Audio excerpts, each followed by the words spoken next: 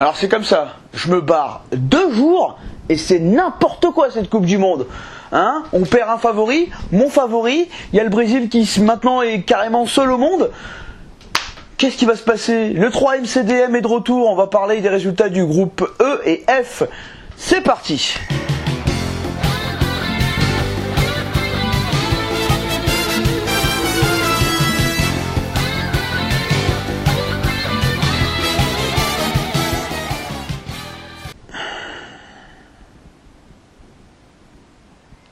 Donc l'Allemagne est éliminée.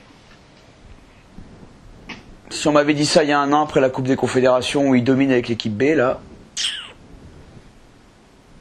Incroyable. D'ailleurs, en parlant de la Coupe des Confédérations de cette équipe B, Joachim Löw, ils sont où les joueurs qui t'ont servi pendant cette compétition? La jeune génération là, qui a écrasé le truc là, ils sont où? Qu'est-ce que t'as fait à maintenir cette génération championne du monde il y a 4 ans? Pourquoi tu l'as pas un peu plus renouvelé? En dehors de ça, la malédiction des champions du monde continue quoi. 2010, 2014, 2018, le champion du monde en titre se fait sortir au premier tour. Et puis c'est presque à désespérer du beau jeu, de la technique et de la possession de balle quoi. Parce que là ils se font surprendre par les Coréens très courageux, ils ont su attendre leur heure et à la fin les Allemands voulaient tellement marquer pour passer qu'ils se sont découverts. Mais c'est une équipe qui joue en déséquilibre.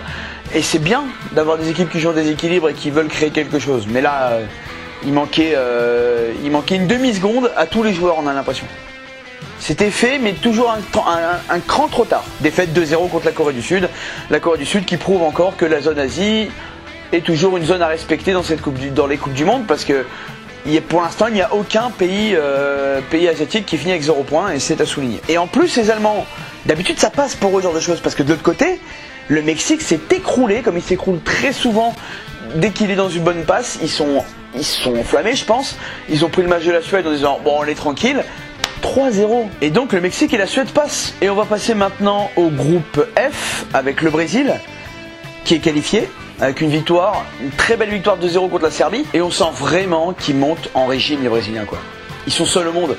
L'Allemagne est out, l'Espagne sans sélectionneur, on sent qu'il manque quelque chose. Le Brésil est sur la voie royale pour aller la gagner celle-là. Hein. Il va falloir aller les chercher. Hein. Les 4 de devant, c'est magnifique. Neymar est toujours un peu soliste mais un peu moins. Et surtout, je pense qu'il a compris qu'il fallait passer la balle à Coutinho. Parce que c'est le meilleur joueur brésilien de cette Coupe du Monde. Coutinho, il est magnifique. C'est lui qui débloque la situation au dernier match. Et c'est lui, là, qui va faire cette passe, mais alors, lumineuse. J'ai parlé de la passe de James la dernière fois, mais alors celle-là, elle est belle aussi. Hein. Du rond central, là, dans la course de Paulinho qui a cassé les lignes pour les devant. Coutinho, pour l'instant, est l'un des 5 meilleurs joueurs de cette Coupe du Monde sans problème. Et puis cette équipe du Brésil, même là, Thiago Silva qui marque, ça va le mettre en confiance. Derrière, c'est quand même très solide. Même les Serbes Mitrovic, ils ont fait chier une demi-heure. Après, ils ont réglé le truc. Hein.